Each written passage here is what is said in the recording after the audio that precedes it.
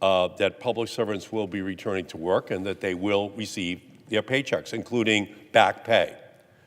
And I'm also pleased that this deal will prevent Donald Trump from further delaying SNAP benefits for hungry children, senior citizens, and families, using hungry people as political pawns, which is what Donald Trump has been doing, is disgusting. But this legislation does nothing concrete to lower costs or protect health care for millions of Americans from MAGA Republican attacks. There's 22 million Americans who are going to see dramatic increases in their health care costs at the end of this year. 22 million Americans who are going to be very concerned about the health care of their families. I cannot support this deal.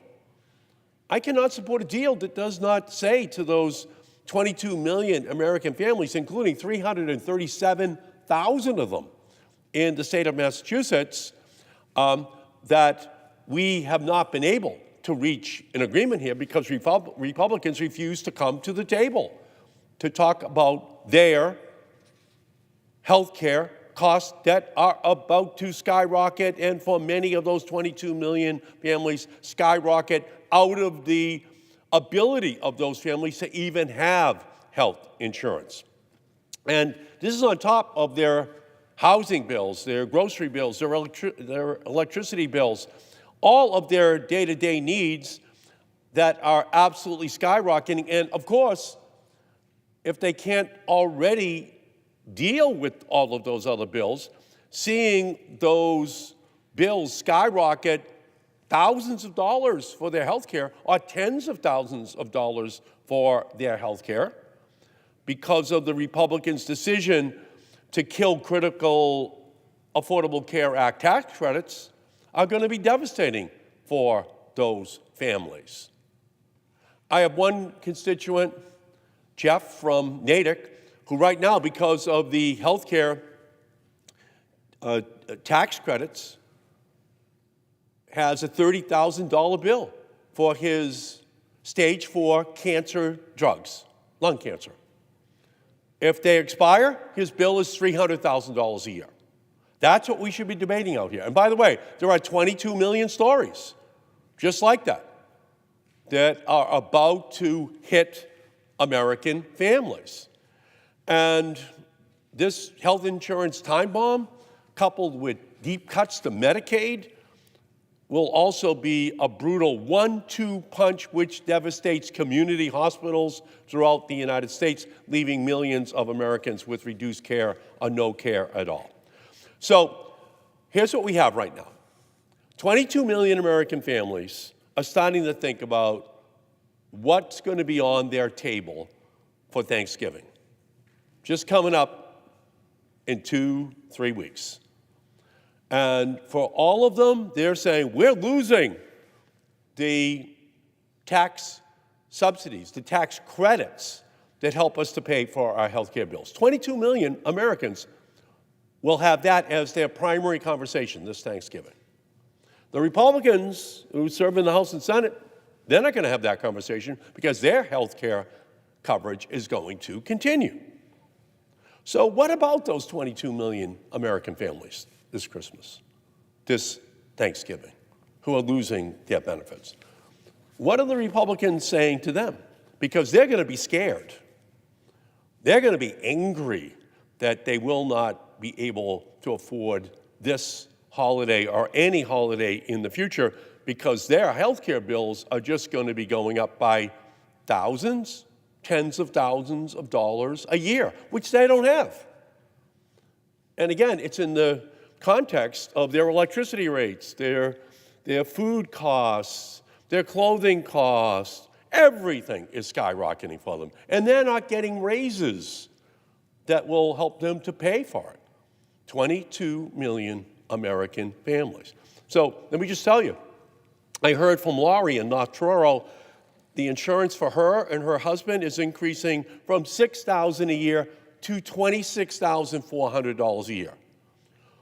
Who can afford to pay more on health insurance? Who can afford to pay $20,000 more on their health insurance and just get the notice now that it's over on December 31st and have the Republicans just walking away from that problem for Lori and for 22 million other Americans? Now they're going to have to decide, do I take the funding from retirement savings? Do they just do without other things in their families' lives? Because $20,000 is a lot for a family who are not millionaires. Millionaires don't qualify for this tax credit. It's just regular families. It's middle-class families. That's who qualifies. And they just don't have 20 extra grand under the cushion that can pay for their health insurance. So this is a tragedy in the making, and one that we can't avoid. But let's not fool ourselves. Trump and MAGA Republicans have been shutting down the government since Inauguration Day. Gutting Medicare, gutting Medicaid, gutting the Affordable Care Act. That was their big vote in the first week of July of this year, 2025. Gutting, gutting, gutting. Medicare, Medicaid, the Affordable Care Act.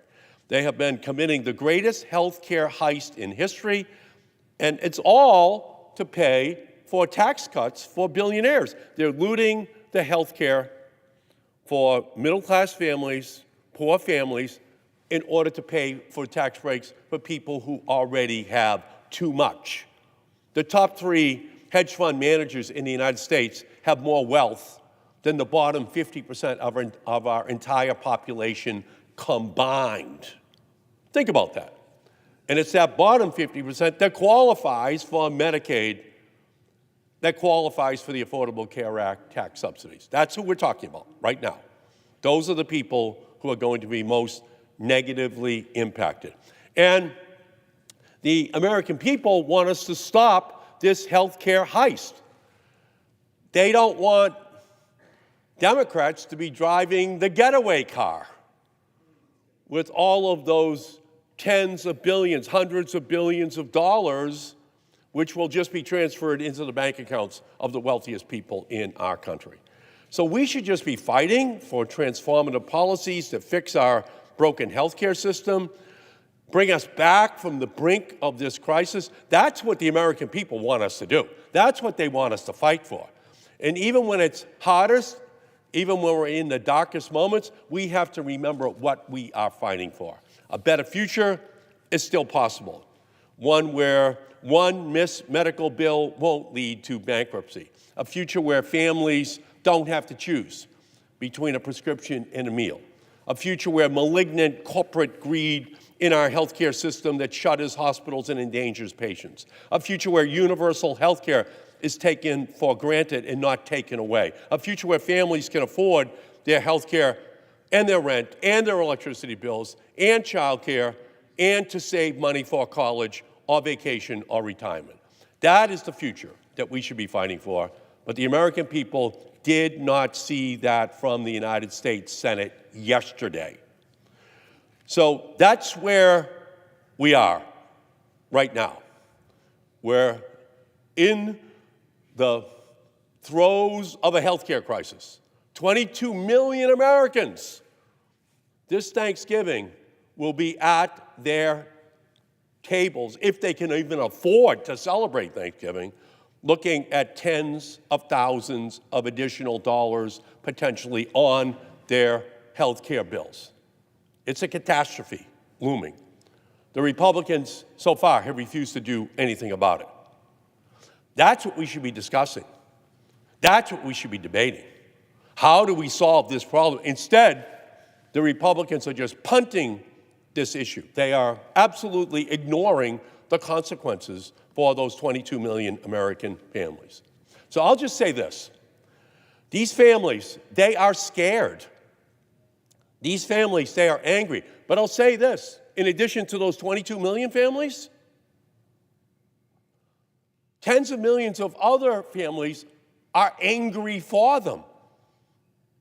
They are pissed that people are going to be victimized by having their tax credits just be pulled away from them for their health care bills, and then that health care is going to be unaffordable for them. 22 million people and their families in our country. That is what we should be talking about here. And now the Republicans at the 11th hour are asking us to trust them that they will have a vote on extending the tax credits Americans rely on to afford their insurance. Remember when earlier this year Trump promised, we're not going to touch Medicaid. Remember that? Trump said, we're not going to touch Medicaid. 4 months later, he decimated it.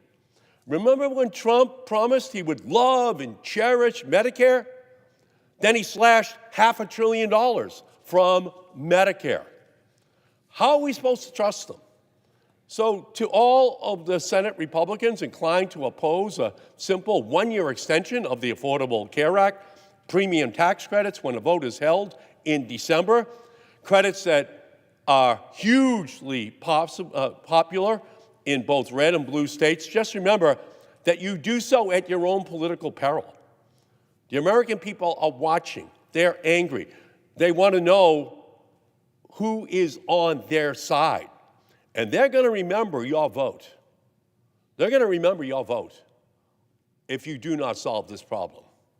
Thanksgiving is going to be the worst Thanksgiving ever for millions of families, knowing that they're going to lose their health insurance.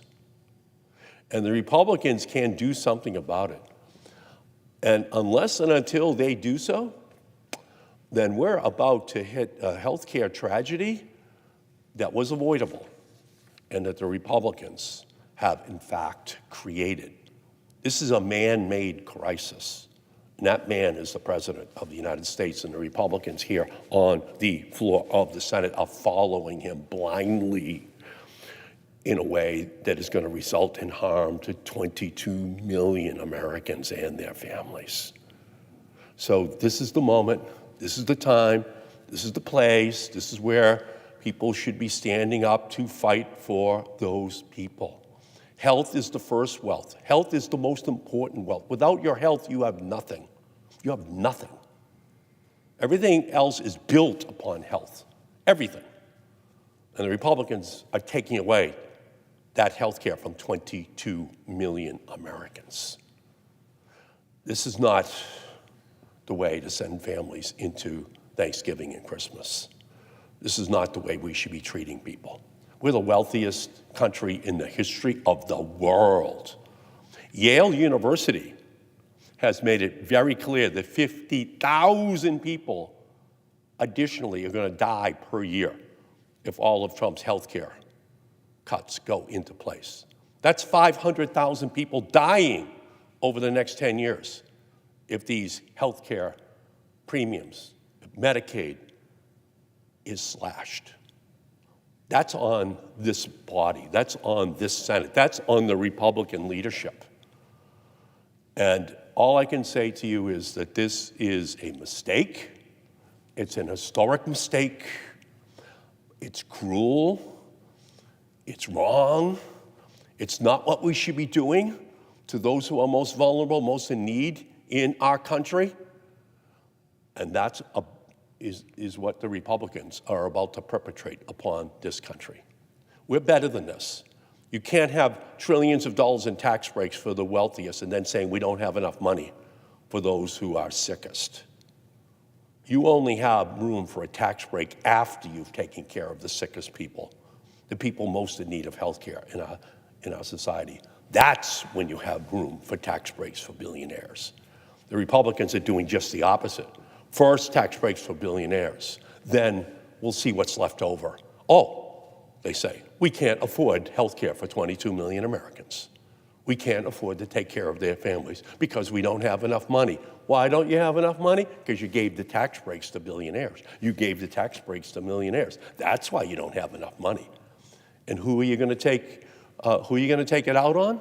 Who are you going to say all of a sudden with your green eye shades that you're really concerned about the federal budget deficit? You're going to take it out upon those who are least healthy, those most in need of help in our society? No. We're better than that. So this is a historic mistake. But just remember, the Republicans have always harbored an ancient animosity towards Social Security and Medicare and Medicaid and the Affordable Care Act. They voted against all of those programs. And now with Donald Trump, they have an ability to gut them. And that's what they're doing. That's what they're doing. When they had a chance to stand up and say, no, let's be reasonable, let's keep the health care subsidies, which are most needed, they just are walking away right now. Donald Trump operates under Godfather Part 1 rules. He gives them offers they can't refuse. And we saw that with senators who tried to stand up to say, no, the Medicaid cuts are too deep. The Affordable Care Act cuts are too deep. Trump just called them and said, your career is over. You will not be a senator again. So now we're seeing the remaining senators who are here, who are Republicans. And they are just saying, whatever you want, Mr. Trump, whatever Russell Vought wants at OMB, whatever Stephen Miller wants, we'll do. We're not going to have a negotiation. We're not going to sit down. So before they cut the Medicaid and the Medicare programs back in July, did they negotiate with us? No, they did not. They refused to negotiate with Democrats at all. That's who they are. They saw their one opportunity to slash it once and for all. So all I can say is that we're in an incredible moment. The Republican House members still are not back in Washington. They've been in a 6-week witness protection program. They refuse to come back to Washington. They refuse to sit down. They refuse to negotiate. So we're witnessing Robin Hood in reverse. We're seeing money taken from the poorest and given to the richest. That's what this is all about. And what they're taking from the poorest and the middle class are their health care.